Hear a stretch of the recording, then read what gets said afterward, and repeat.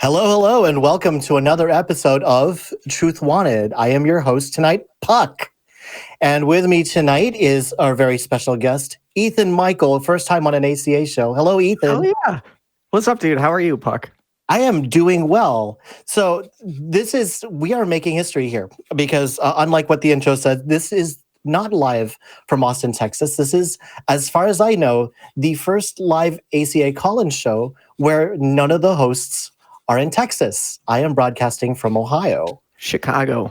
Right. And so we are making history here tonight, folks. So if you want to be part of this is a call-in show. So go give us a call. We have plenty of open lines. We want to hear what you have to say. We want to know what you believe and why.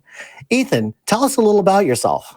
Well, for one, my stomach is in knots right now. This is super exciting for one to be doing this with you, Puck. And special thanks to Objectively Dan and Greg for inviting me on. And thank you to the crew. You want to know about me, you said? Yeah. I am a new YouTube atheist, I should say. I've been an atheist for about 5 years. And then earlier in the year, I finally got someone to debate me. And that's how I started a YouTube channel. And then I quickly learned that I was not very good at debating, and that was not my thing to do. So that is actually how I met both Puck and Kenneth Leonard, because both of them reached out to me and were like, it looks like you could use some help. And I'm like, yeah, it's that bad, isn't it? And they're like, no, let me just give you some tips.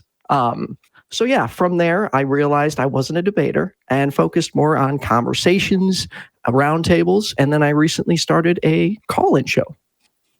And this is where something just ballooned, because one of the things that stands out to me most about you as a content creator is the sheer amount of content that you put out. I mean, like, there are some people, they'll do weekly videos. That's cool. Not you. Once a week just isn't enough. So at your peak and then where you are now, how much content were you putting out? Okay, so for one, I was putting out a little too much. I think it was COVID. We're sitting at home. I have free time because there were times I was doing 4 shows in a single day. One time I was doing like 2 shows back to back. Like I had to jump out of one and go on into the other. So yeah, it's been a lot, but I've since dialed it back because I think the more I do this, the more I've learned I don't know anything. And I want to focus much more on learning and, making sure my content is top quality. And so talk to us a little bit about the different shows that you have. Sure. So I have the weekly call-in show with Jenna Belk every Sunday at 11 a.m., which is awesome. We typically cover mental health. This last week was mental health and politics. We've covered mental health and intimacy, mental health and atheism, things like that. So it's every week, every Sunday. I can't talk. I'm sorry. I'm legitimately nervous, Puck. This is exciting for me. That never goes away. Yeah. This is like, is this actually happening right now? Anyways, so I have that Sunday show with Jenna Belk. Then every Tuesday at 6:30 p.m. we do a show called Perspective, where people call in with conspiracy theories, supernatural beliefs, belief in aliens, anything like that, and we talk to them about it. We go for friendly, compassionate listening. And then Wednesdays on my other channel, I was doing YFNA News, a political show called In Black and White. Although I've stepped away from doing that. I'm just going to be producing it because, again, as I keep growing and learning, I realize that I am not qualified to have a lot of these conversations, like particularly in the political arena. So I have, really condensed my shows down to just 3 total. So, but I still do a lot of producing on the side. Yeah, I like when you say we brought it down to 3 shows. Like most people take several years to work up to 3 shows, and here you are putting out this. It's a wonderful amount of content, and yeah, like you said, I was part of it from almost the very beginning, and I was honored to be part of that and to help you grow your channel and help you learn and help you grow into the channel that you are today. So it's great watching how far you've come in that short amount of time. Well, same to you, Puck. It's really surprising. Like to me, this is really cool because we're both baby atheist YouTubers. And Puck came on my channel. He had his own show for a little while. And now he's springing up and co-hosting a show on Truth Wanted. So it's super cool that we're doing this together, man. Yeah, but now there's a good amount of our audience who doesn't watch this show live, and who, even if they might watch it on YouTube, they are just listening to audio as they're doing other things. We're background noise, and not only that, but the hundreds, if not thousands, of people who listen to this on podcasts. So I want to take a moment to paint the picture for them for a moment here. I am relatively nondescript. I don't use a lot of facial expression or not. I'm wearing a Truth Wanted shirt, and usually when I show up on my appearances, I am just wearing a plain colored t-shirt. Ethan, on the other hand, I have never seen him wearing a shirt that has less than 9 colors on it. He is bursting in every possible seam with personality and energy. And for me, this is one thing that sets your show apart, is your friendliness and your willingness to engage and how outgoing and encouraging you are. So how did this start coming into being part of your channel? I would say part of it started with the help of Larry the Christian, one of the first people that agreed to debate me. And he challenged me in a lot of ways and forced me to focus more on asking questions than just trying to shut things down. Along with my friend Rick, also a fellow Christian, who, I didn't want to debate him. I just wanted to talk to him. So I started that softer approach. I found that in the beginning, I wasn't being myself. I was emulating like what I had seen other YouTubers do. And eventually it got to a point where I'm like, you know what? This is not me. I need to be who I am, which is a goofy idiot, and go with that. So let's put a cap to this right now. You are by no means an idiot. You mentioned that you're still learning a lot of things, and come on, aren't we all, right? Like I'm stepping into this show into the very big size 14 shoes of somebody who has like an encyclopedic amount of knowledge of conspiracy claims and the unknown. I wear only a size 9, and I'm only 5'5", so I couldn't possibly fill the shoes. There is a lot to learn out there, but it's very brave of you, Ethan, to, despite acknowledging that you have a lot to learn, you're putting yourself out there anyway. So what would you say is next? What do you want to be learning about? That's hard to pin down. I would say everything. More about religion, more about philosophy. I need to finish learning every logical fallacy so I can spot them. I think I do need to spend more time studying street epistemology, because I think that aligns with my approach. I just need to learn more about the methodology and employ it. Because I just think sometimes people do need a compassionate ear. And at that time, you establish trust with them, a rapport, and they're more likely to hear your side, versus just immediately shutting them down. So that's kind of why I take the other approach. So this is the Ethan method, the understanding, like the trying to build that bridge of friendliness, yes. And only then will you start to try to convince them that ketchup does not belong on hot dogs. Well, it doesn't. If you're not from Chicago, you wouldn't get it. But ketchup never goes on a hot dog, ever. Yeah, well, I will continue to put that, but you know what? I welcome the opportunity for you to come in and tell me, hey, this is why you just don't do it. No, you mentioned also that you have a show where you take a look at other claims, like this show does, right? Your show, The Perspective. So going back to that, I'm sure you've gotten some fascinating claims. What I'm curious about is, are there any that you wish you could go back to? Something that now you've gotten a chance to think about it, explore it more, and now I want to take a deeper dive. And this is going to go right into our callers because this is a live call-in show. We want some people calling in. All right, we are completely green. We're newbies here, and if you've ever wanted to Yeah. school an ACA host, this is your chance to do it. Yes. So call in. And Ethan, is there anything in particular you'd like to talk more about? No, I typically, well, maybe I shouldn't say what I don't want to talk about, but I'm pretty open to anything. I guess the best way to put me in a box would say like an entertainer child who now has a YouTube channel. That's how I would classify myself, because I was a DJ and MC for many, many years.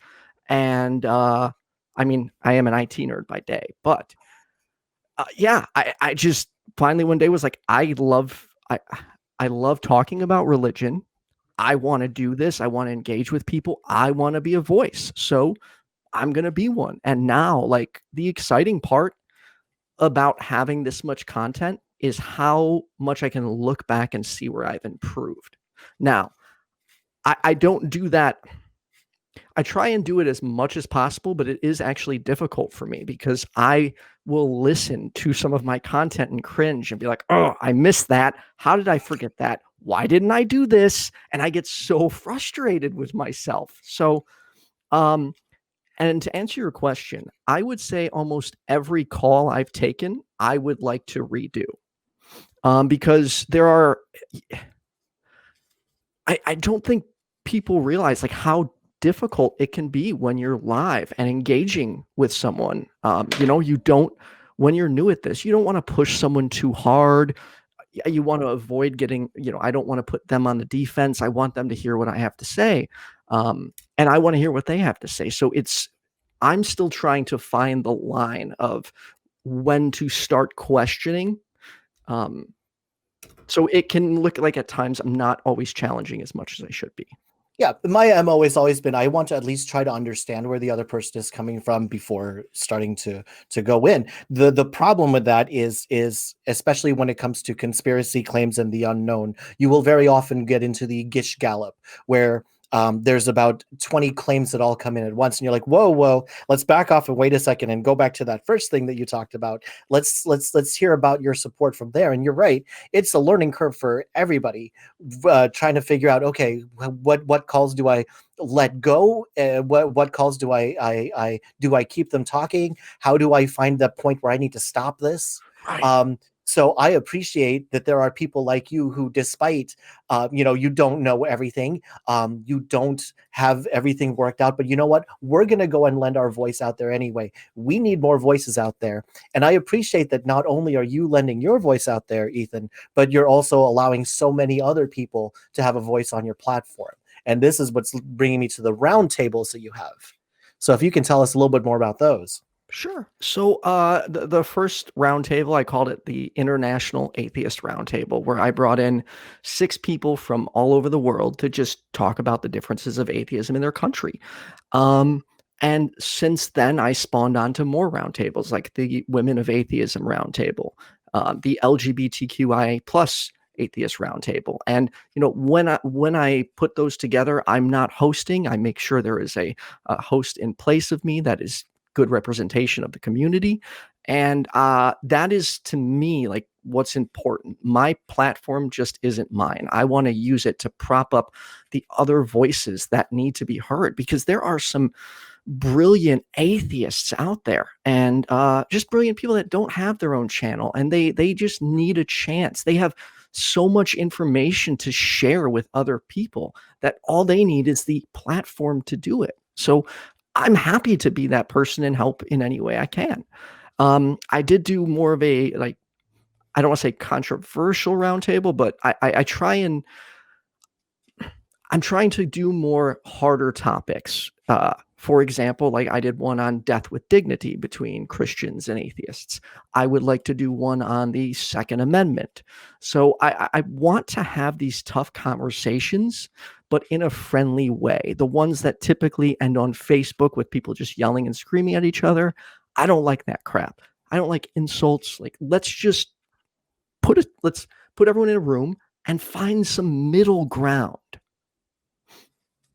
I appreciate that. And there are so many people that have started, we'll call it their YouTube career on your channel, right? And in the short amount of time that you've done this, I can think of, and I would be included on this list, I can think of at least maybe 4 or 5 people who got their on-air start by appearing on your show, and now they have channels and content of their own. So a huge thank you from me, because if it weren't for you, I wouldn't be here. I wouldn't have ever done any of the content that I did. And there are a lot of other people who owe you also for doing the fantastic job that you've done, bringing us all together and bringing us out in a way that maybe we would not have had the chance to had it not been for you. Puck, thank you. Seriously, thank you. It's been an exciting journey. And for those that don't know, I would like to tell you a little bit about Puck, because he is one of the best human beings I have ever met. I have ever not met. This man has been a voice in my ear for months on end, and we don't always agree, but you know, we're like, here's what I consider it. He's Spock, I'm Kirk. I am just going off my gut, and he's like, no, that's not logical. To give you an example, after all of my streams, I'll have a message from him. So, Ethan, what did we learn? And what do you think that person meant when they said this? He's like a teacher to me, a sensei in many ways. And honestly, he's a great friend. I ran into some issues several months back, some mental health issues, and him and several other people like really showed me how great this community is. And he was prepared to just, because I've kind of given him the rights to my channel in a sense. So he was prepared to just take the channel and run with it. And like, that makes me happy. Like, this is someone the ACA can rely on. This is someone the people in the audience can rely on. He is always engaging and helping everyone he can. That's very humbling, and I appreciate that. We got a couple of callers coming in here, but we could always use more. So if you're listening to the show and you have anything, usually the best conversations that we have come in from people who they've listening to the show. It's like we only have about a half an hour left, and then they decide to call. We have no time to take the best calls that are out there. So if you're even halfway considering calling, go ahead. You have the friendliest person possible sitting over here, standing over here. And nobody really knows me very much on these shows, but my MO is usually to try to steel man, at least in my head, as much as possible, because everybody believes what they believe for what they believe to be good reasons. I'm curious as to what those are and what if those reasons are actually good reasons to believe. So you have the most understanding people possible sitting here waiting to take your calls. But Ethan, I guess the question that I have for you then is what's next? What's next on the Ethan agenda? Where do you want to take your content? Or maybe it's not content, but what do you want to do coming up? So I would like to begin doing some, for one, like interviews with people outside of the religious community. I want to interview people that don't typically talk religion and politics, because to me, those are the people we need to, I don't want to say lure, but the people we need to give I can't talk.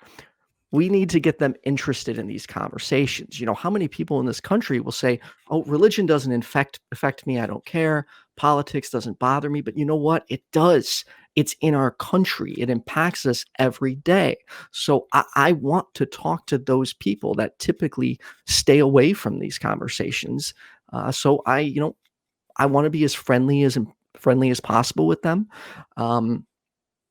And I want it to be also simple in many ways, because sometimes it can be, for the average person, it can be difficult keeping track of like the long philosophical arguments.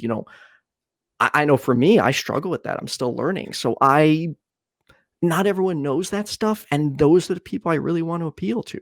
Like atheism, I'm atheism 101. That's the best way to look at it. Like you get this little taste from this goofy guy, but then before you know it, you're in a world of atheism branched out to all these other channels like Kenneth Leonard, Jenna Belk, Vila Bianca, Puck on Twitch. Oh, thank you. Hashtag normalize Twitch. I appreciate the plug there. No, but do not let this fool you, because even if he considers himself to be an atheism 101, he is capable of engaging in deeper content. He wants to be able to, and I think I can speak for you on this, Ethan, from all the times we talk. You want to be reachable to someone who may not be able to engage on those deeper levels, but you are incredibly capable of those levels yourself. And it's been a pleasure working with you these past 6 months. Same.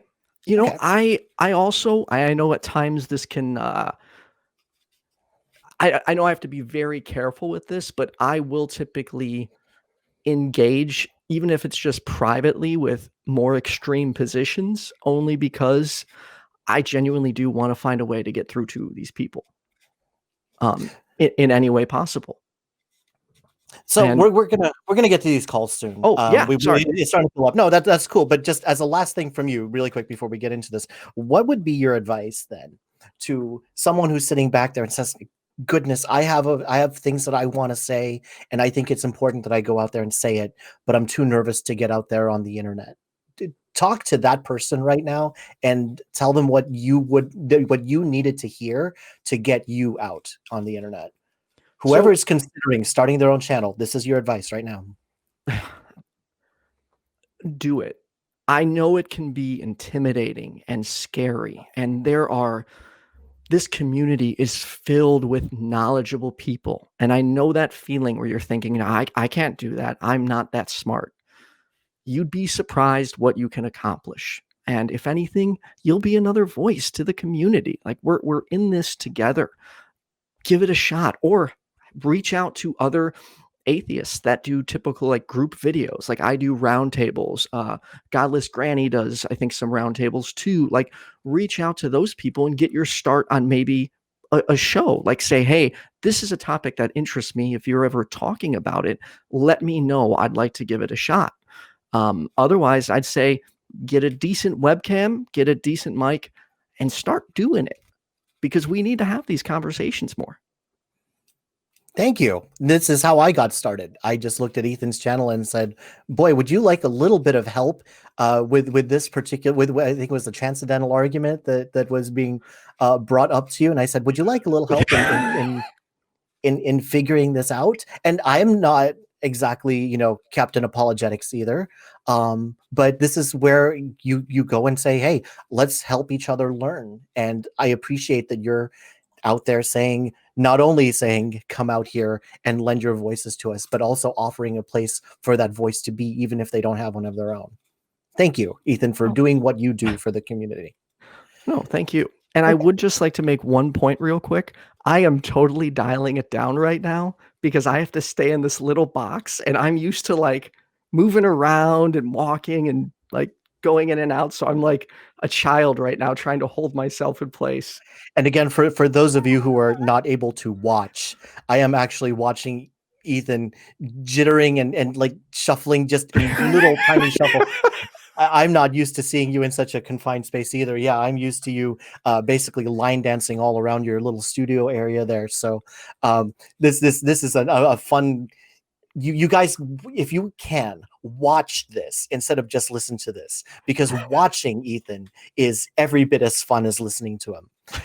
Okay, so we're starting to get the call queues coming in here, and I am super happy about this. But hey, if you have something more that you want to talk about, please call. There are still plenty of lines available.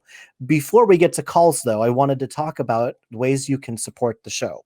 One very simple way is to like and comment and subscribe to our YouTube channel, but also you can go to our Patreon at patreon.com/truthwanted.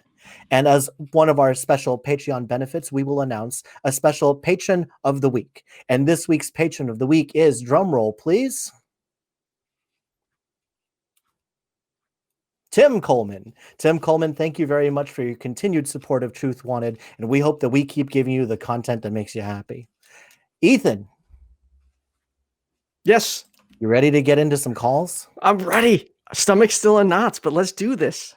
Let's do it. Let's talk to Yo from Texas. Yo, how are you doing today? Yo, can you hear us? I'm doing well.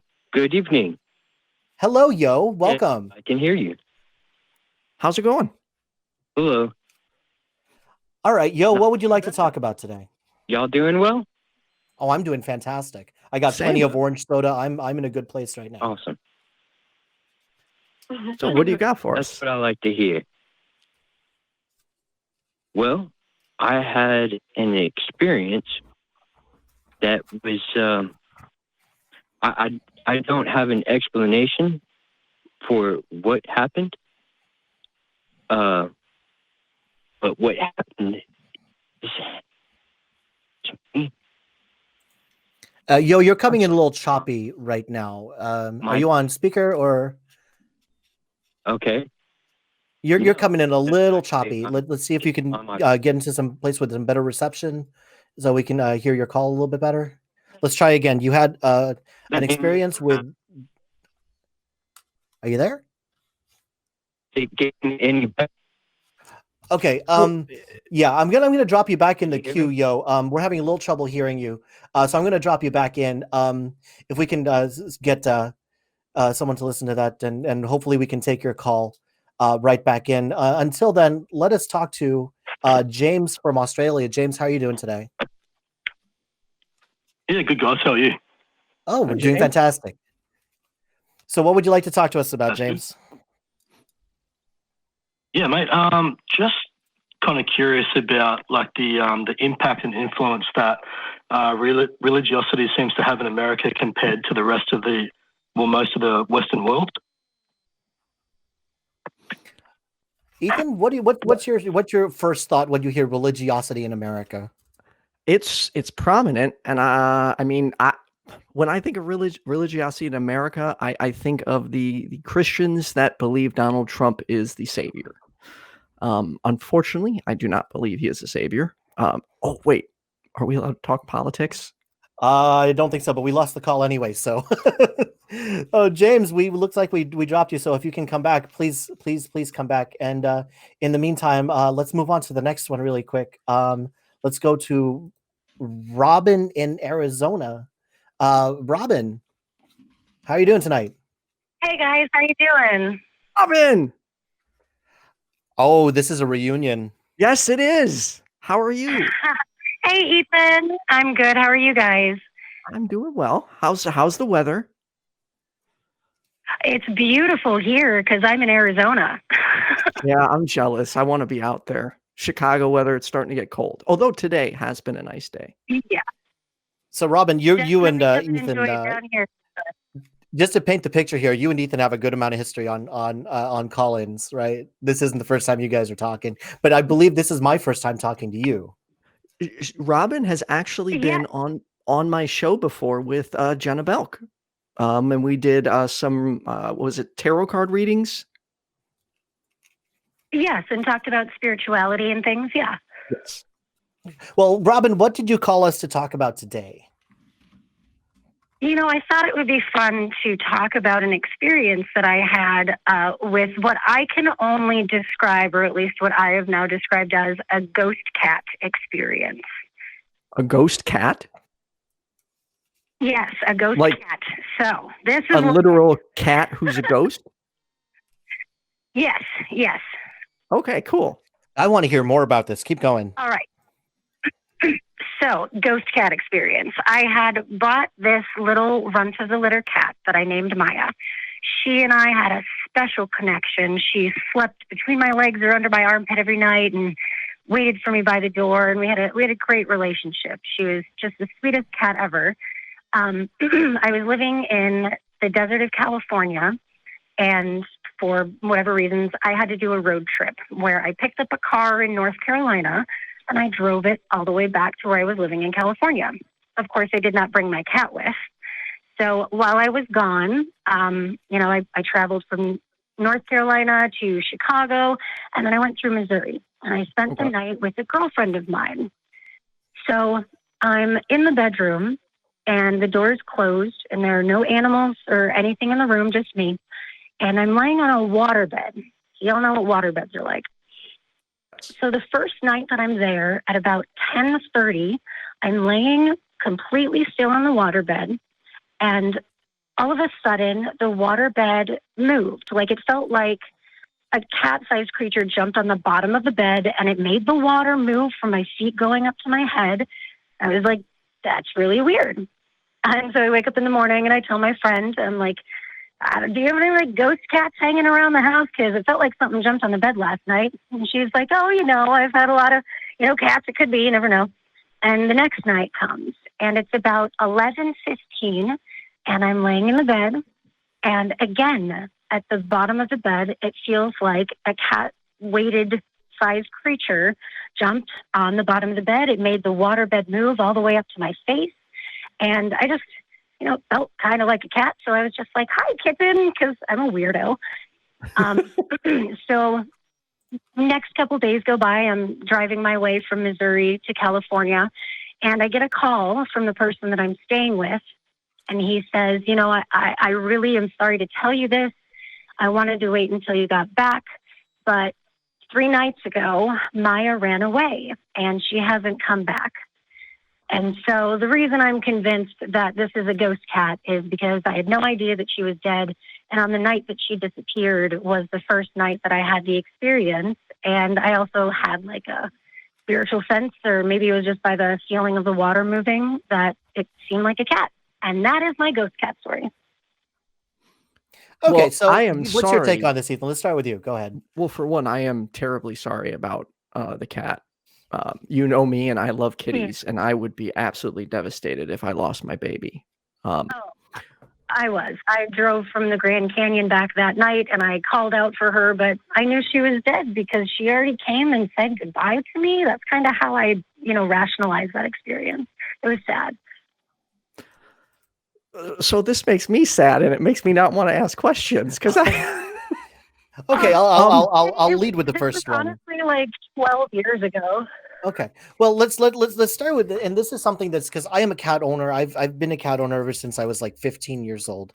And one thing that I had to learn to do with cats is not to anthropomorphize their behavior, because I don't think that they do things for the reasons we think they do things. I've heard, and I can find a source on this, and we'll talk about this in other places too, that when a cat likes to sleep on you, it's more out of a sense of they want to be able to detect when you're moving because they feel like they have to protect you, right? So if they accidentally fall asleep, then at least if you move, it's going to wake them up and they can go right back into protector mode, right? Like the reason they give you gifts, like they leave dead animals on your bed, it's not out of kindness. It's more out of a sense of this is how adult cats teach their kittens how to hunt. They give them dead prey or close to dead prey to practice hunting. So your cat's not giving you gifts and being affectionate. They're telling you you're a lousy provider and you need to really work on your hunting skills. So when I think about animals, the first thing that I think of is, their behavior. They do have patterns of behavior. I don't necessarily know that it's a good thing to anthropomorphize it and say and assume that they have the same priorities that we do. I think that cats, I've read a lot of places where cats think of humans as basically gigantic, hairless, really stupid kittens, and we need to be cared for. That's why they follow us down to the basement, because they know that we can't see in the dark very well. So they go down there and lead the way so that we are not in danger. Wait, you think they're that nice? I think it's in their best interest to keep us alive, at the very worst, because we're a big body to dispose of. But yeah, okay. And then the other thing that I have to wonder about is how many of these experiences happen at night, right? And one idea that comes up is the idea that it's just you're in that phase where you're about to fall asleep, and it's possibly some kind of dream state that you're in. Like we've all had that kind of dream where you're walking and suddenly you fall and you lurch awake, right? And it makes me wonder why so many of these occasions happen when it's late at night and the only one who's there is you or maybe your partner, but they're already asleep. Instead of happening in broad daylight when there's a lot of people around. It's like, hey, did anybody just feel a cat walk by?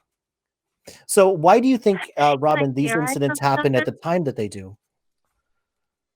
I truly think that they happen more at night for most people because you're not as distracted by things at night. During the day, there's so many things going on that if an experience like that did happen, you probably wouldn't notice it as much than an experience where you're, laying still and it's quiet and nothing's happening. Then you're more able to be aware of your surroundings. Okay, that's an interesting take. Go ahead, Ethan. I have actually a follow-up question. So for a second, let's pretend that you didn't feel the cat that night on the waterbed. How confident are you still that your cat passed away? And if so, why? I'm sorry, you broke up. Can you repeat that? How confident am I? What? So for a second, let's pretend that the cat you never felt anything on your bed that night, and you just get home and you find out your cat's gone. Based on that, how confident are you that the cat passed away? And if so, start with that. How confident? Oh, yeah. I mean, I'm totally confident. There's on that property that I lived on, it was a big piece of land with a bunch of other big pieces of land, and there were coyotes all day. So, I mean, it makes sense that she wouldn't have survived the night. Okay. What about the possibility of it just being let me ask you this, what time of night was it? Were you falling asleep? Were you wide awake? I was still awake for both experiences. I was wound up, and it's hard for me to sleep in like strange places that are not my own bed. So I was awake for sure during both of those experiences. Were you completely alert, or could you have been dozing off?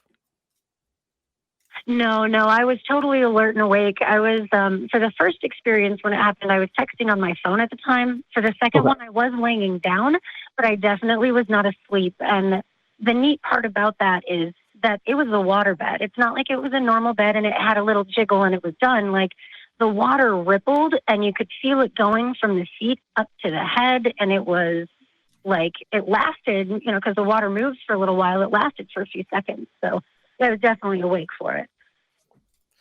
So, you'll have to forgive me for this because, I wasn't there. I validate the fact that this experience happened to you as you explained it.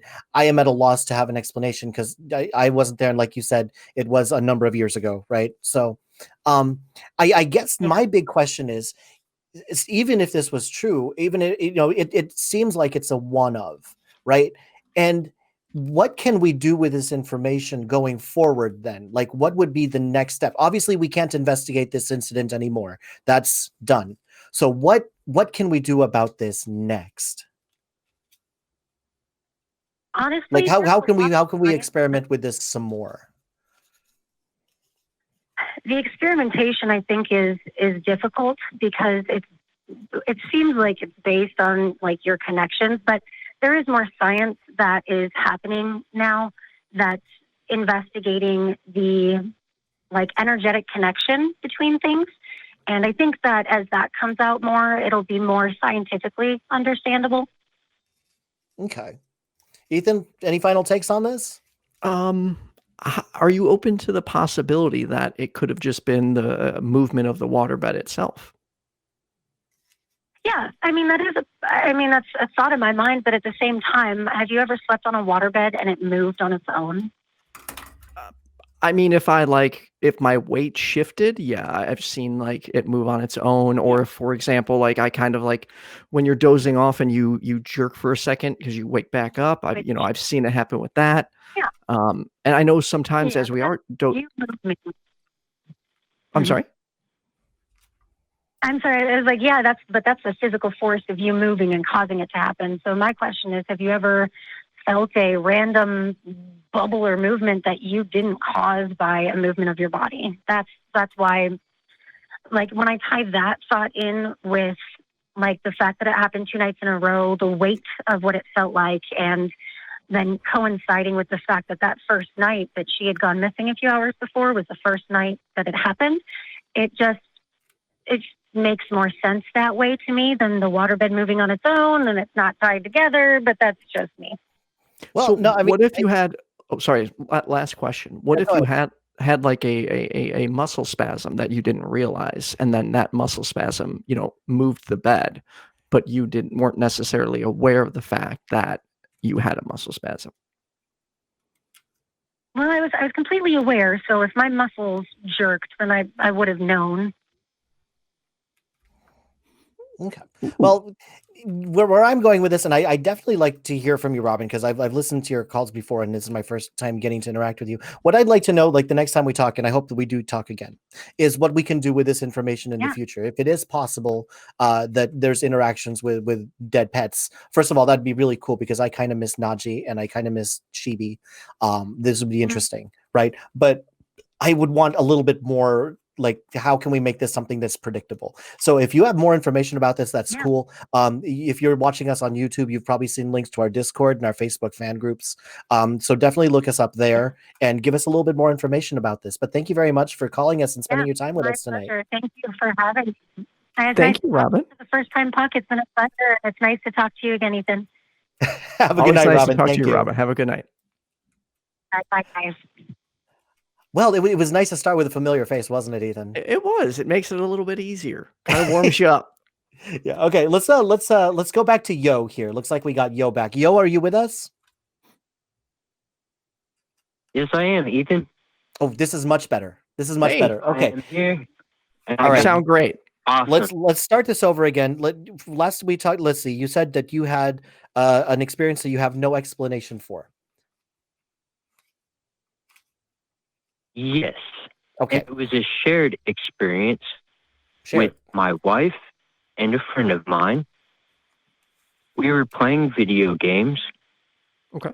And it got later in the night, and we began telling stories, which led to the supernatural. I had the idea to, basically have like a seance in a way.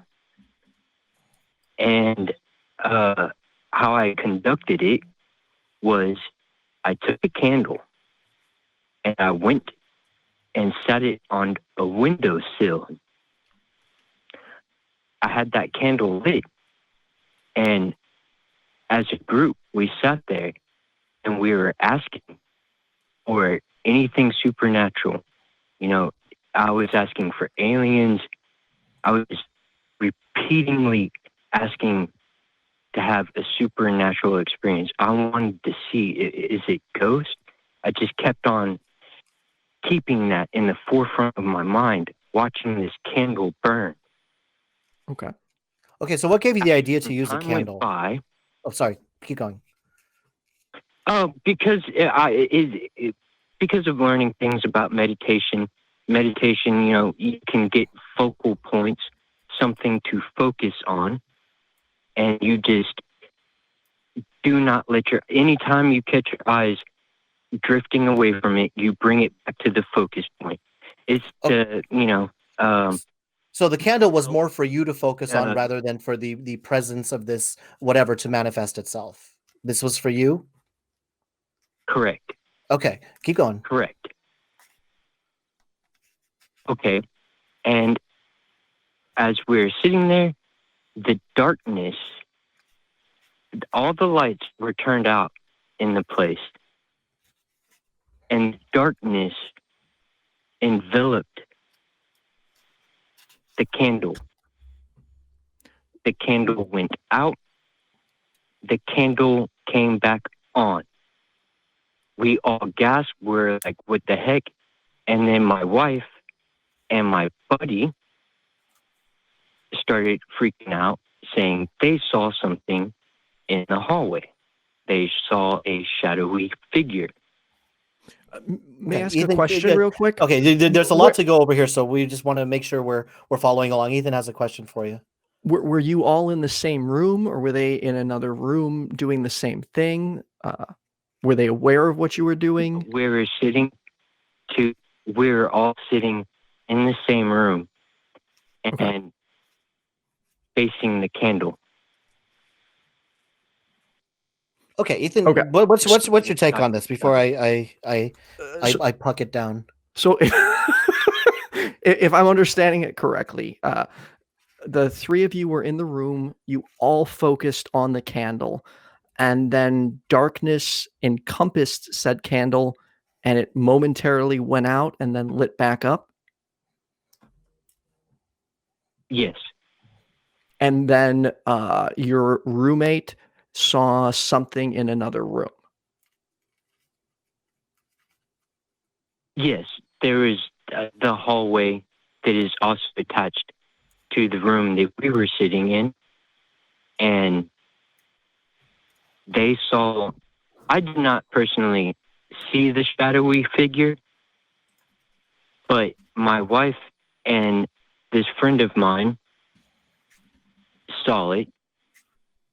And then the next morning, Okay, wait. Before we get to the next morning, we got to figure All right. out one experience at a time here. Okay, one experience at a time. So, Okay. here's the problems that I'm having really quick with the experimentation and the methodology of this.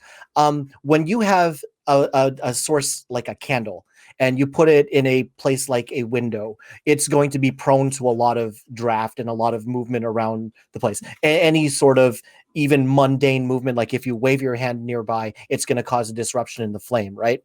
So this is why I don't really like the idea of using a flame to test whether or not something, if there is a presence there, especially not on the window. I'm not sure if you're truly appreciating how this candle went out. And I mean, in a room. okay, please go ahead. Yeah, could you Yeah, perhaps expand on it? Because the way you described it, it sounds like it could have just been wind putting it out. Wow. Like, I mean, you have to appreciate where we're coming from here, yo, because we weren't there with you.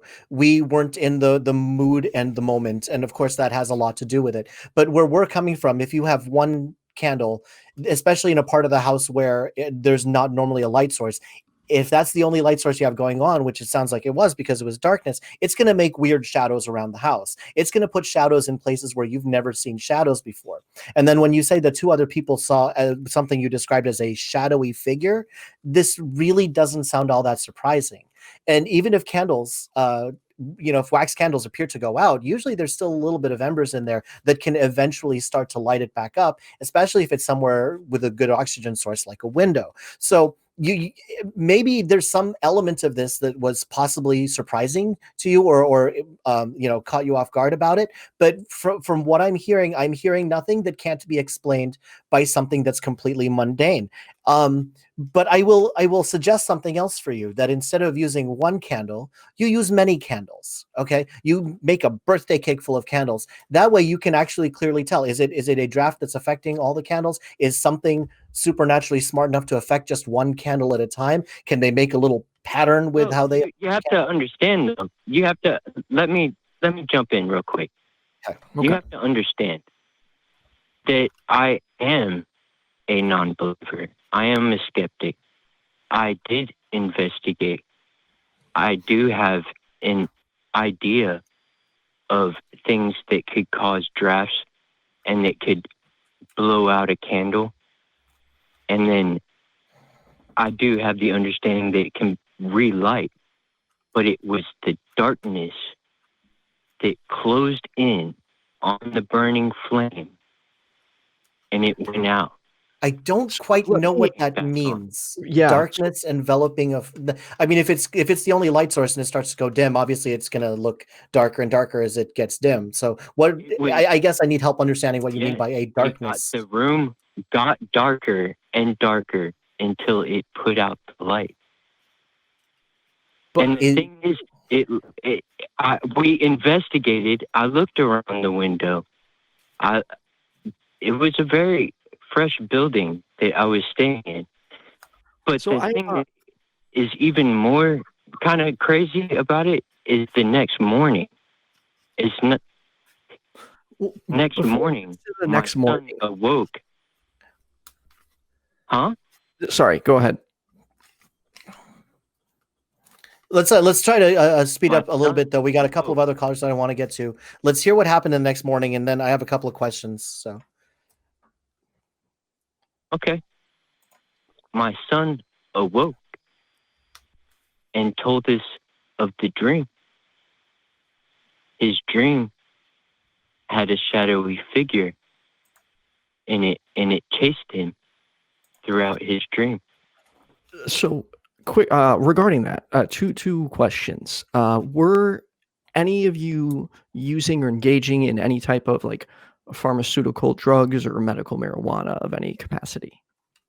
I don't even drink. I don't like to.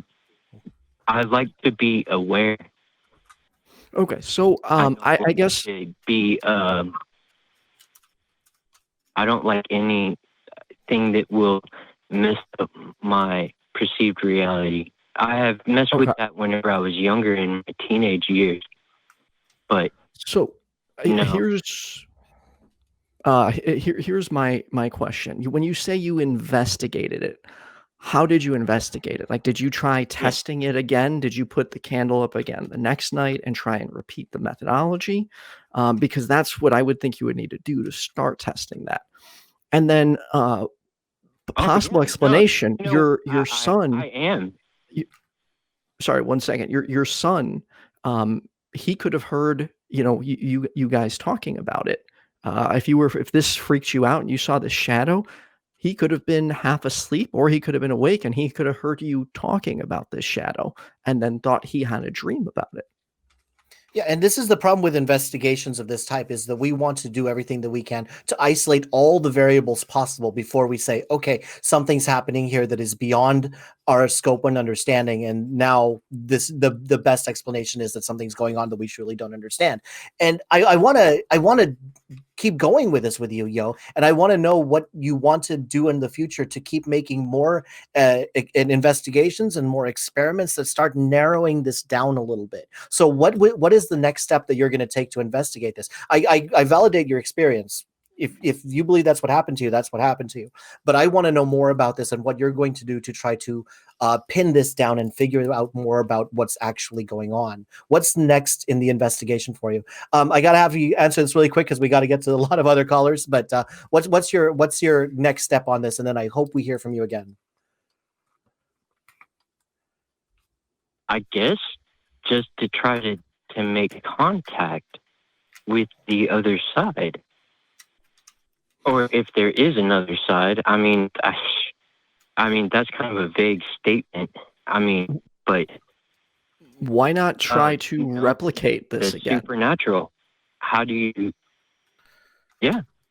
And that is the problem with the supernatural, because like everything that you're describing now, Ethan and I can come up with some very mundane explanations for, and those seem to be satisfactory, at least to the people you're describing this to. So I'm reminded of that show Stranger Things, where a woman was convinced that her son was on the upside down and was able to send her messages to electricity. So what did she do? She made it easy for him. She got a bunch of lights and she put down letters on the wall to match up with those lights, so that if her son wanted to send a message, he could do that through those lights. Now, of course, that's fiction, but that was really good methodology, saying this is a phenomenon that we experience. Let's make it as easy as possible for this phenomenon to happen again, and then let's see if we can come up with actual good explanations for it after we have completely ruled out as many of the mundane possibilities as we can. I'd love to keep talking to you about this, Yo, but we have a bunch of other callers here. I know that you're a repeat caller on the show, and I would love to hear more about what happens as you investigate this further. So thank you very much for hanging out with us. Yeah.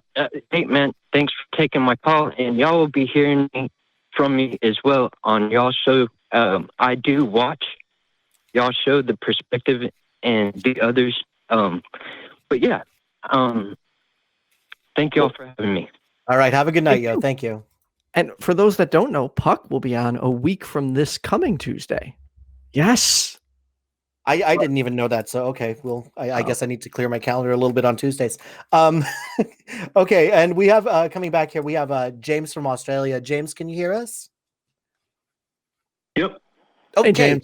So when we left off, you were talking about religiosity in America compared to the rest of the world. And I think Ethan was going to lead off on this.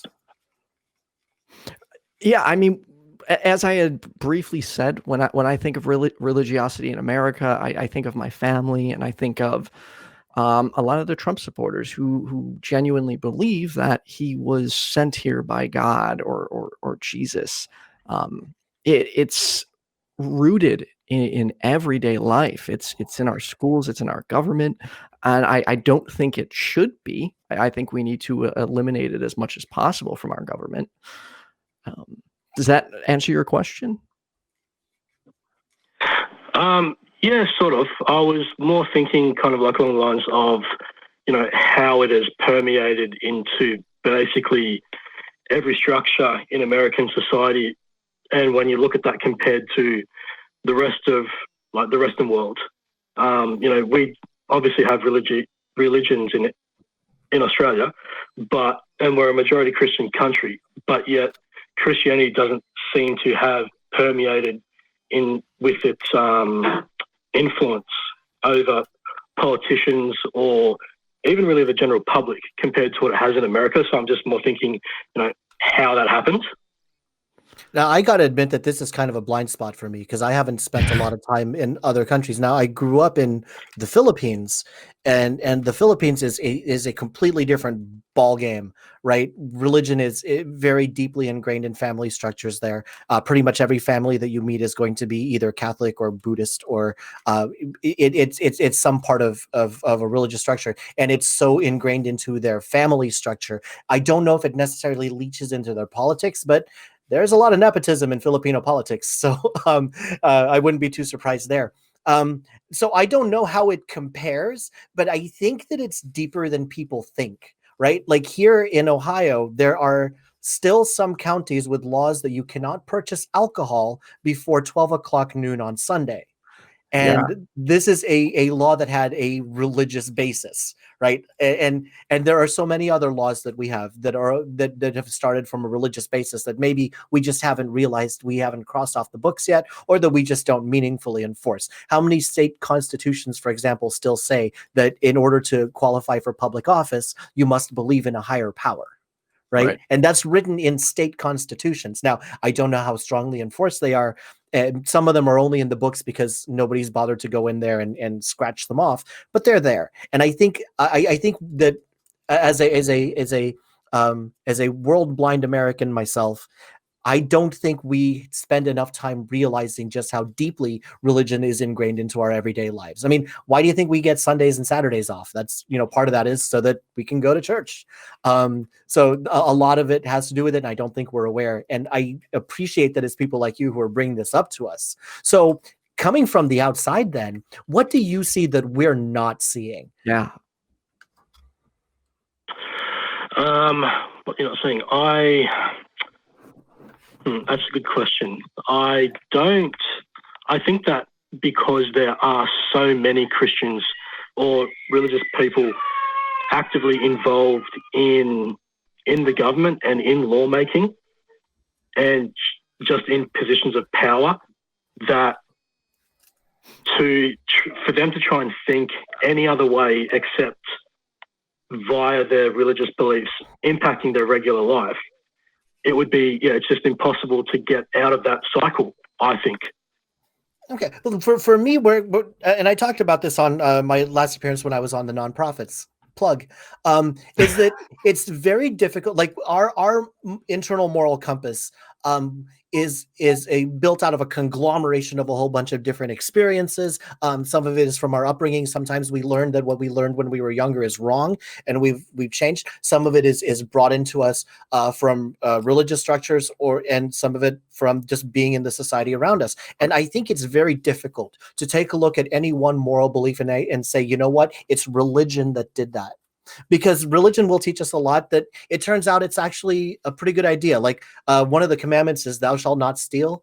Yeah, we probably should keep that in the books. Just because it's in the Bible doesn't mean it's necessarily bad, but it also doesn't necessarily mean it's Christian, right? So if someone knows not to steal and grows up in a society that teaches thou shalt not steal, are they growing up, is that a Christian value, or is it just, yeah, you know what, this is a good idea that we live in a society where people have, people don't steal other people's stuff. So I don't know where to draw that line between this belief came from religion and this belief came from living in our society. What's your take on this?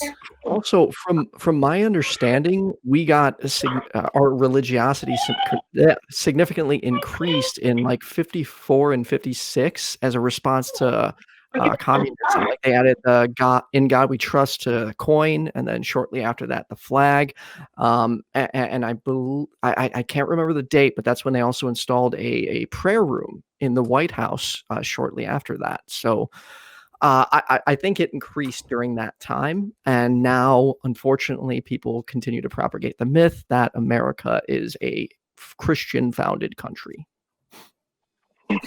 And I think, I mean, and I think part of that is like there was instances like you were talking about, Ethan, where religion was intentionally put in. And those are the ones that are easy to say, okay, let's snip this out. You know, this is exactly where you're starting to cross the boundary between religion and government, and this is where you need to stop. Then there are some other places where it's not entirely clear how that happened. Like, why is it that all the malls here in Ohio are closed on Easter and Christmas? Like, I have shopping to do, right? So, you know, it's like, why do you choose these particular days? Now, you can make the argument that it just happens to be, since we're here, you know, since we're in Ohio and a lot of people celebrate Easter, not a lot of people are shopping, so it doesn't make sense to open the stores, right? So it's a chicken and egg thing. Which came first? Stores are closed because nobody shops, or nobody shops, therefore the store's closed. I don't know. And it's fun to think about. And James, and where I really want to know is, what do we look like? Do we look like a Christian nation to Australia?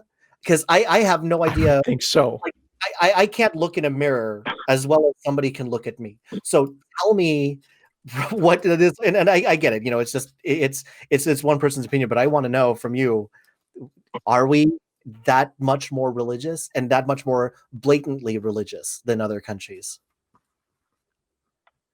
I think. So I've lived in the US and I've lived in Europe. So I think from the outside, I think Americans have the perception of definitely being more blatantly religious than the rest of the world. But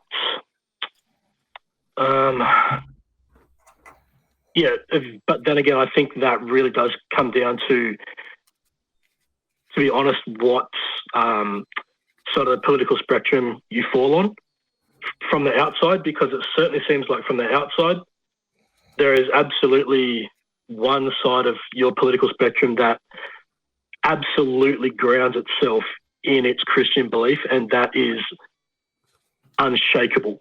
And so that does really look like now there's some very strong recent history that will show how the religious got involved with politics. It's not a phenomenon that's always existed. It turns out that this is somewhat recent. I can't argue with that there does seem to be that side, but the other side of that is, you know, us atheists, we're all over the spectrum. Atheism is an answer to one question only, and it tells us nothing at all about religious or about political leanings, about economic beliefs or philosophies, literally anything else. So while the people may seem louder about associating religion with their political beliefs, I don't know that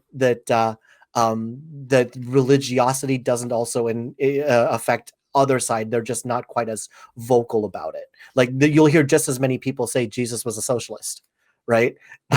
You've seen those, right? Yes. Yeah. So there are people on the, there are people on we'll just call them Team Blue, that are just as religious as people who are on Team Red. It's just they're not quite as vocal about how it influences their politics. Right. I mean, the Republican Party has essentially become the party of God and guns, and they have no problem saying that routinely. Although I will say this regarding QAnon, quick off topic. I have a few QAnon people on my Facebook. Yeah. And why are you looking at me like that? I'm just glaring at you because you're about to open up a can of worms okay, let's talk about QAnon really quickly, but let's okay. Let's hear it. Go ahead. QAnon? Go ahead. So now a couple of them are posting that like stick to the plan. I don't know what's going on, but two of them on my Facebook keep insisting there is some plan, and they're apparently getting messages about something. It's like, where is this coming from? Who's this Q person? And why do you believe all this stuff? I actually know the answers to those, Ethan. So you remember how in the beginning of the show we said how I always message you afterwards saying, what did you learn today? Yes. Your message today is going to be about this. James, I got to move on to other callers, but do you have any last thoughts about what we can do now that we are aware that religiosity spreads into so much of our culture? No, I just think, American atheists are definitely becoming more prominent and more vocal, but I just think that, in my opinion only, that just needs to continue and become a bit forceful and a bit louder and stronger, especially if you can get atheists, elected into, high public offices. That would be a really good thing. I'm going to refer you to Hemant Mehta, aka the Friendly Atheist, because he actually keeps track on a Google document of people who are in government positions who are atheist or non-religious. Really? Like he keeps strong track of this, and it's fun watching that list get longer and longer. I am going to have to ask him. We are working on it, James. I absolutely promise you, we're on this. So, I mean, here's the thing, James. We in America and people watching right now, there is one more reason why you should start a YouTube channel. We need more outspoken atheists out there. The more we normalize atheism, the more we're going to be able to run for offices and continue moving forward. Well, thank you very much, James, for giving us your insight. And I got a good, long, hard look at a mirror, and I know what I know that I need to do more about this. So, thank you very much for giving us the call tonight. Yeah, thanks, James. That's not a problem. Right, thanks. QAnon, really, Ethan? The look you gave me when you were just like, like, what did I do, dude? I don't know. We're trying to keep. I'll message you after the show. Well, so here's another thing. This person is insisting, the one of the people that messaged me, I'm trying to get them to call the show, but she's insisting that the belief in the Satanists, pedophiles, is not true, despite the fact that we have video evidence of people from QAnon saying that's what they believe. For some reason, she's saying that's a small minority of the group, and there's much more to it. So hopefully I can get her to call in and find out what she's talking about. And if you want to talk to Ethan more about QAnon, we'll drop your links off at the end of the show, and we'll drop off ours too. Like it's one of those things. It's such a big topic. There's no possible way we can meaningfully cover it in a 10-minute phone conversation, which unfortunately is what we're limited to here, right?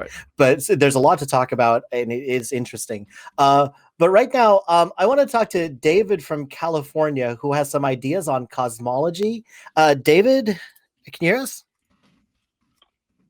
Yeah, I can hear you. Yay, David. Okay, what did you want to talk about today? You said 10 minutes. Let's hear it. What do you got? Okay, I was supposed to call last week, I guess, and talk with Professor Dave, but I talked to Atheist Experience a week or so ago, a week and a half. Anyways, okay. They asked me what cosmology I was using. I said the cosmology of David because they wanted to nail me down. But I just wanted to prove the Bible is correct. Ooh. As far as, I don't think the Bible's ever been disproven by science. So just real quickly, I'll give you my evidence from the CMBR. CMBR. Sorry, CMBR. Really quick, for those of you, for our audience, there's a lot of people who are might not know. Go ahead and tell them a little bit more about that. The cosmic microwave background radiation. Okay. Yeah, go ahead. What's your understanding of this? Not starlight. It's not starlight, so it's in the microwave range of light. Okay. Anyways, my thing about space expanding, okay, they say that space is expanding. Okay. Uh-oh. And we lost the caller. So Dave, if you could, or we lost the link, one of the two. Stay on the line, Dave. Yeah. Everybody, please stay on the line, and our crew's going to work hard to get this back up on us again.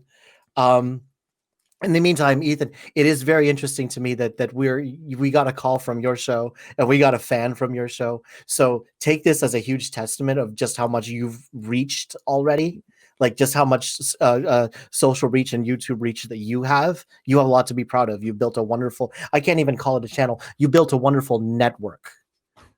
Thank you. It wouldn't be possible with all the atheists like yourself, like Kenneth Leonard, like Best Name Ever, like Cindy Plaza, Jenna Belk, all the people that have spent time helping me build my channel and joined me in this journey. It's really exciting. I am still like a little kid over all this because it's like a year ago, like I was watching these shows and now I'm on the show. I don't really believe it. I don't, but it's still happening, so it's super cool. Yeah, well, believe it, because it's going to be posted to Spreaker and Spotify next week or tomorrow. Anyway, looks like we're back. David, are you still with us? Yeah, what happened?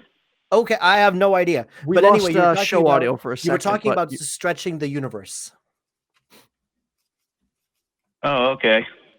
Somebody's cutting us off. Anyways, space, I don't know how space can expand on its own. I don't know what kind of physical laws would enable that myself. But, I mean, because there could be alien territory out there. I don't know if we have eminent domain going on. We're colonizing alien universes or what? You know what I mean?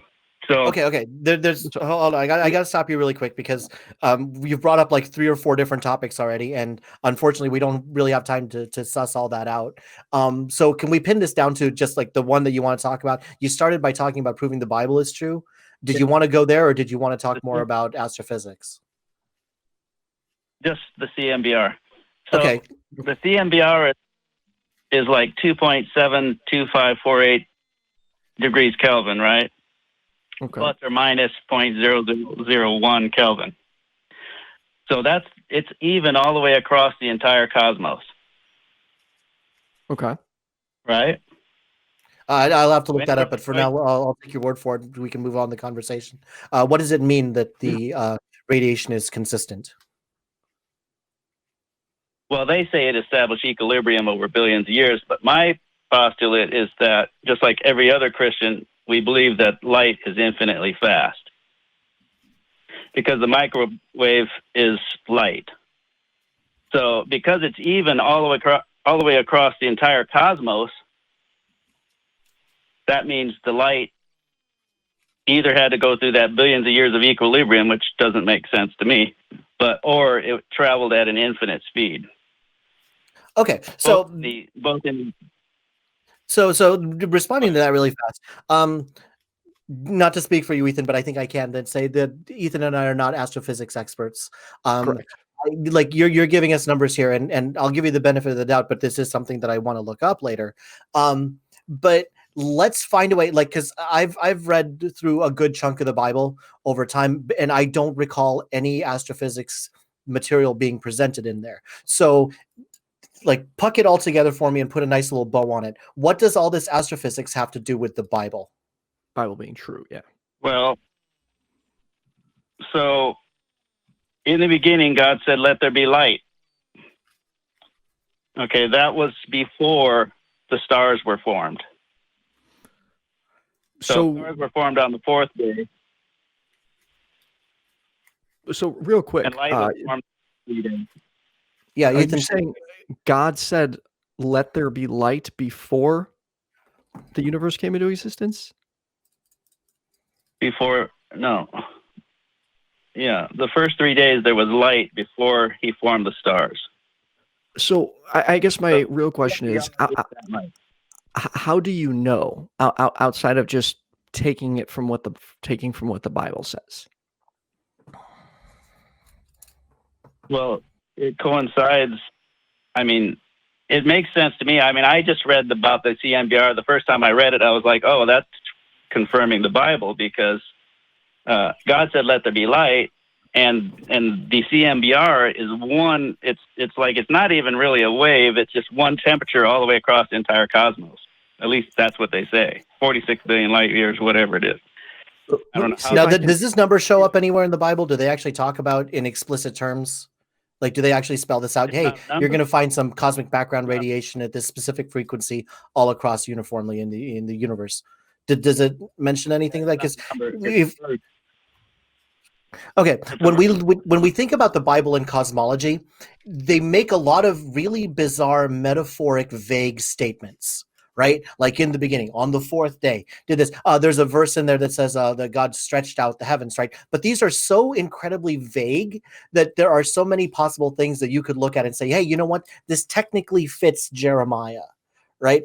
But it's not specific enough in saying, hey, okay, if you go out there in the universe, you're going to find this, and this is going to be your explicit proof of God. Because they say a lot of things about the universe that turned out not to be true, like the firmament and having pillars that hold up the earth. There's a lot of stuff in there that we can just throw out because we've already figured out that this isn't the way the universe is actually set up. Okay, so I want to know why it's convincing that all this metaphorical stuff that is so vague and not specific is convincing enough, and why it should be convincing enough to us that whoever wrote the Bible knew what they were talking about, and then that it validates all the other stuff that we may not know yet. So help me with that. Oh, I don't know. I don't know that science is that specific about it. It's just conjecture as far as I'm concerned. Right. The Bible says it has to be light, okay, and it has to be like in the infrared range to create heat on the earth. So, and then, like you said, God stretched out the heavens. So all God has to do is stretch out the heavens and multiple times, even according to secular science, right? And that extends that infrared out to the microwave range. I mean, it's not specific saying, oh, this is a CMBR. I mean, why is God going to use the terminology of modern science? That doesn't make sense.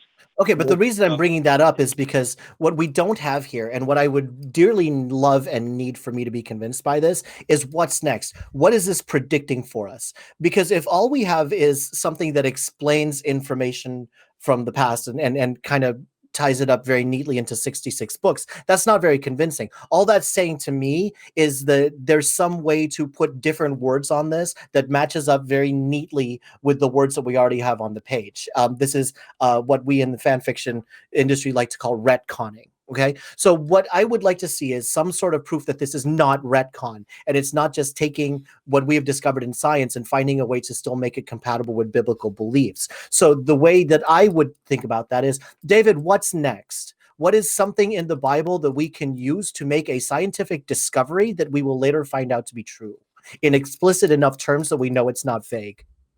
And when you're done, Park, I have a follow-up. That is the scientific evidence. I just gave it to you. You gave us that one. I get that. What's next? What is the next thing that we're going to find out in the Bible that, the next thing we're going to find out that to be scientifically true, but we already knew it because it was in the Bible?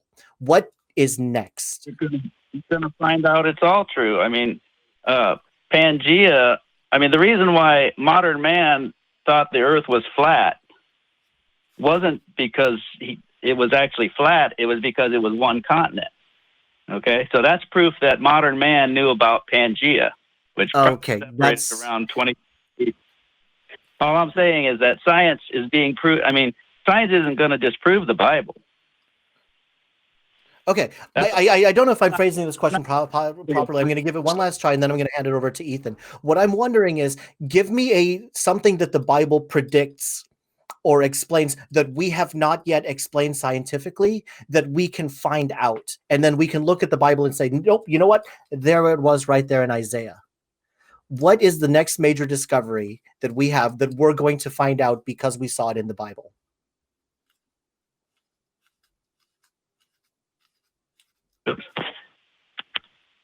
Well, I didn't call to talk about that. I just called to talk about the CMBR. Okay, and so then, let me ask you this: what is your experience level like with science? Have you taken science courses? Do you have a degree in anything specific? Where are you at? No, I don't know that much about science, and I really haven't got that much interest in science. Most of my learning has come from debating you guys. Okay, so I'm a Christian that debates atheists. Okay, so everything that I've learned about the CMBR and everything, like the first time I read it, this was my idea about it. Okay, I didn't sit there studying it profoundly. You know what I mean? I just in depth. I just came to that conclusion based on a little bit of studies that I've done. Okay, all of my studies on climate change or whatever is very limited. I did have 2 years of studying refrigerants, which is basically greenhouse gases in air conditioning, refrigeration, physics. So, and real quick, we got. You admit that you don't necessarily know a lot about science, and in fact, you did say you don't really care for it. Is that correct? Yeah, I don't care that much about it, but I still know I'm right. So how do you know that you're right about this when you admit you don't even understand science that well?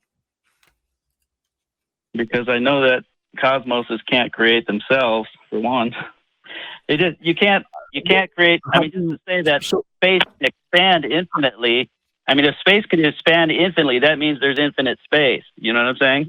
I'm going to give you this. There's a lot of things that seem paradoxical that we don't have the answers to. Right. I get it. And that's why we continue to investigate. But to say that this book had the answers all along, and then to explain that this book had the answers all along, not by showing the explicit answers in the book, but by showing how the vague metaphorical statements that they make there could be taken to mean something that science has discovered. I think that's borderline trying to just prove your assertion, going the opposite direction. Right? You're not trying to say, discover what's out there and then let it come to its own conclusion. You're trying to say, let's start with the Bible.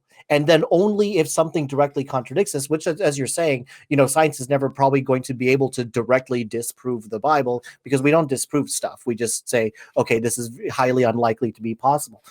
But I think you're asking for something that's never going to happen. I think I'm asking for something that either you're not able to give or that isn't out there, which is, what's next? Like, what is the next big prediction that's going to come from this? Otherwise, all we have here is just, I can make this and use just the right words to fit this.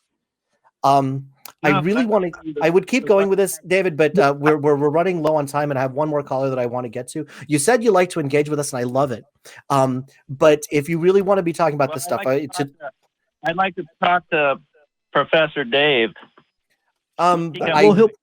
If you email us at truth@atheist-experience.org, we'll do our best to try to connect you. Or you can find him directly on his channels. He might have contact information there. I can't speak for him, and I wish I could. I wish that we had someone with more astrophysics knowledge to come in here and talk to you about this. But unfortunately, you got a couple of amateurs. Okay. So I guess why not? Real quick, why not go to an astrophysicist with this and see what they think of it? Someone that would be more capable of handling this, and then come back with the results. We're low-hanging fruit here, okay? We're the bottom of the totem pole. No, I've talked to astrophysicists online on your channels and different stuff about this already. Okay. But my point about the whole thing is that you guys are operating on pure faith, because you can't answer these questions. Oh, no. I admit it. We don't know the answers to these questions. This isn't faith. This is an admission that we don't have the information. So let's at least, if we get one thing right today, let's get this right. I'm not making any assertions. Ethan's not making any assertions. Physics doesn't scale very well. Okay. Very small things don't act the same way that very big things do. We know that. There's a lot about this universe that we don't know. I'm not making any assertions. I'm saying, I don't know.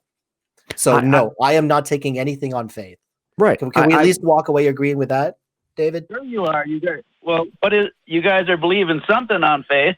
I don't know. You were born. The genuine answer to these astrophysics questions is I don't know. That's actually not true. I don't take my date of birth on faith. I have a birth certificate to prove I was born. So I said you've been walking by faith since the day you were born, because you've been just assimilating all this information, and you didn't know whether your parents were teaching. I mean, they could have been teaching you Christianity or Islam or whatever it is they were teaching you. You just accepted it on faith. We are going into further weeds than we have time for on this call. I want to talk to this guy again. I do. There's a number of ways to keep engaging with us. I'm sure you know about most of them. We'll talk about Discord and our Facebook groups and our email a little bit more later tonight. David, I appreciate the time that you take to keep talking to us, and I hope that you continue to do so. And I hope that you find that Ethan and I are worthy people to continue the conversation with. We have to get going, but thank you very much, David. Thank you, David. Man, I really wanted to keep going with. Yeah, I did too. And unfortunately, that's where the limits are. And that's why let's see if we have time for one more call, but I really want to keep these conversations going. There's just not enough time in a call-in show. So there's a lot of different ways that we can engage with the viewers afterwards. But let's get our last caller on, last caller of the evening. Anthony, how are you doing tonight? Hey, how you guys doing? Good. How about yourself? Thanks for having me on. Oh, thanks for calling. Good. I'm doing good. What would you like to talk about, Anthony? So, A lot of times on these shows, someone will call in and talk about their God belief, and one of the hosts, not you guys, but one of the hosts will inevitably say, well, do you believe in the tooth fairy or leprechauns or Bigfoot? And I just think it's unwarranted to put Bigfoot on the same level as the tooth fairy or God, because there's more evidence for Bigfoot than any of those things. Okay. I mean, it depends. Let's hear this out. Let's hear this out. Go ahead, Ethan. Ask your question. I think you had something. Well, I guess that depends how you're classifying evidence. But if you're going off like some of these grainy photos, then yeah, I guess sure there's more evidence for Bigfoot than a tooth fairy. But I wouldn't really call it credible or reliable evidence. Well, I mean, Bigfoot, for example, there has priors. I mean, Bigfoot is probably an animal, a primate, probably a hominid, and that's a thing. We don't have examples of supernatural creatures like fairies or deities, but we do have examples of primates and hominids that exist now and that have existed in the past. Yes, we do. And right now, I wish that I could channel my inner gutsick Gibbon, because she was on this show about 3 months ago, right? And she is a student of biological anthropology. And as much as I would love to be able to talk about this issue further, I wish that I had the knowledge background that she has. Have you ever heard of Gutsick Gibbon? No, I'm not familiar with her. Yeah, there's a YouTube channel called Gutsick Gibbon where she actually breaks down a lot of anthropological beliefs. Now, I'm not saying anything about Bigfoot right now. We'll get to that in a second. But I wish that Sure. she were on here because she could really puck this down for all of us. So do you believe? Yeah, go ahead. Do you believe Bigfoot is real, or you just don't think they should be compared? No, well, I won't go on the record as saying that I think for sure that there is a North American primate running around out there, but I do think that there is enough evidence to at least warrant further investigation. That people who are trying to investigate Bigfoot shouldn't be ridiculed. I think there's enough evidence to justify that search, and I don't think that Bigfoot should be compared to like the tooth fairy, because that is a form of ridicule. And if Bigfoot is real, there's so much we could learn from a creature like that about human evolution, about the evolution of bipedalism. There's just so much a creature like that could teach us. And if that creature is real, then yeah, I would agree. Would you be willing, and obviously we can't review this right now live on the show, but could you send Puck and I the evidence that you have that you find convincing so we could look it over? Yeah, sure. And we can talk again some other time. We just popped our email down there in the lower third. So if you send an email to truth@atheist-community.org and send it attention Puck, I will make sure that it gets over to Ethan here. I guess where I'm coming from with this is that I see two possible different ways to begin an investigation here. Number one is to say, okay, I'm pretty sure there's a Bigfoot out there. Let's go find it. And the other way that I can think of it is let's just explore and understand the biome of the Pacific Northwest, or wherever it is this is, right? Because an ecosystem has to be able to sustain a Bigfoot, right? It has to be able to sustain a population like that. And there would be evidence of this, not just a footprint here and there, but there would be a niche for them to exist in that they would fill. So another way that I can think of to do it is, instead of like, let's look for Bigfoot specifically, let's find out what made this vague footprint specifically, is let's just study this environment as a whole. And then we'll figure out if there's room for a Bigfoot here. I'm with you. Let's not rule anything out until it's actually, we don't have room for this. But why not just do an open investigation of the environment, of the ecosystem, and see where that goes, instead of saying, you know what, Bigfoot. We're going to go after Bigfoot. Help me understand why you would choose one. We already have two examples of the ecosystem in the American Northwest supporting a large omnivore. We have bears and we have humans, who have colonized this area for 10,000 years. Yeah, and I get that Sure, that this is an environment where this is possible. I guess what I'm wondering is why not just explore the biome instead of looking for one specific creature within the biome? I think you can do both. They're not mutually exclusive. In fact, we do both. Give me an example Of what? when we do both. Like, give me an example when we look for a specific creature. We are, we do scientific research of our ecosystem daily. There are scientists out there daily studying, the biome and the ecosystem, and there are people out there daily, looking specifically for Bigfoot. Okay, I'm thinking beyond Bigfoot. Like, when have we looked for like a specific animal instead of just exploring the environment and seeing what exists in there? Yeah, that's like the times I can think of this is so go ahead. When we get reports of an animal, eyewitness accounts, or maybe tracks, then that usually prompts investigations. Like, for example, there were stories of a rhinoceros population in Vietnam, and some hunters or some poachers were caught with a poached specimen of a Java rhino that was thought to have been extinct for thousands of years. So in that region, there was still a population on the island of Java. So when there's evidence like that, like some of the eyewitness reports and the footprint evidence and video and photograph evidence of Bigfoot, that prompts an investigation. That's what's prompting and inspiring people to go out and investigate. Well, so why do you think in a day and age where we have technology, there's cameras everywhere, and why do you think we're never getting a clear picture of said animal? Like, don't you think it would be much easier to find nowadays? It's disappointing that we haven't had better evidence. That's true. And it's disheartening, and that lowers my confidence level. And that's why, without a type specimen or without better evidence, I can't say conclusively that this creature exists. I just feel that the evidence we have so far is compelling enough to warrant continued investigation. Okay, so you're not claiming. Ethan, unfortunately, we gotta put a pin on this here because we're getting the red light from the producer. This is a wonderful example of, like, we don't have the means to examine it on this show, but we want to continue this conversation. So would you be willing to share with us the information that you have through the channels that we have available for you here? Because I don't want to end this conversation, but unfortunately the time constraints say that I have to. Can we keep this going? Yeah. Okay. Yeah. I appreciate you calling, and I appreciate that you're willing to share all this with us. And I'm sorry that we didn't have time to hash this out while we're live on the air. But I do want to keep going with this conversation. So please keep reaching out to us. All right. Thanks for taking my call. It was fun.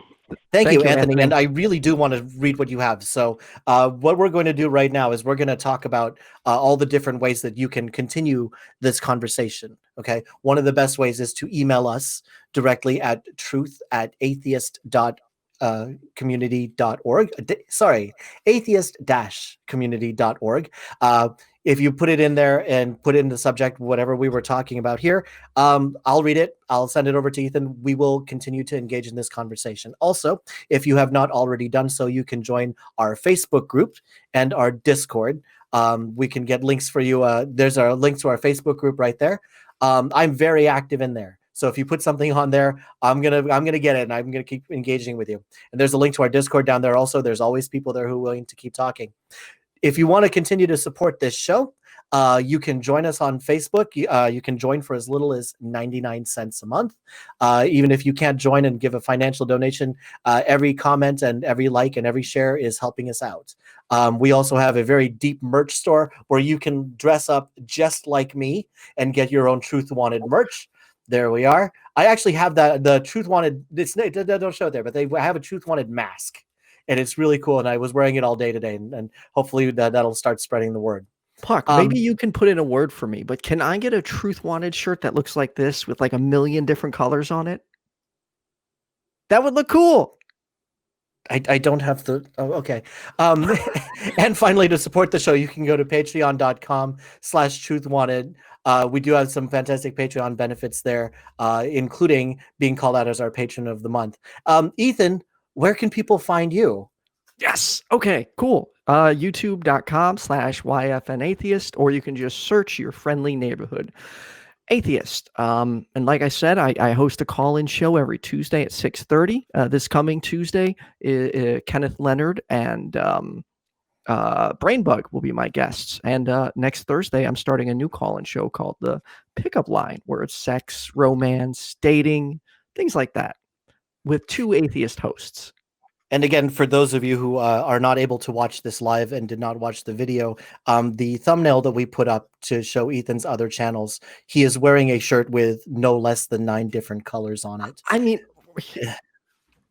yeah, there that goes. And while Ethan's composed, look at this. Look at this. It's just, it's. Tell me that is not a friggin' awesome T-shirt. Like, look at that thing. Sure. Cats rule the universe. Sure. I would be remiss if I didn't give a big plug and thank you to the crew, everybody who was working behind the scenes to put this show together. There's call screeners, producers, the cat that operates Vern. Thank you guys all so much for what you do. And thank you, everyone who was watching us. We will be back again next week. And remember to keep wanting the truth. See you next week, guys. Good night, everyone.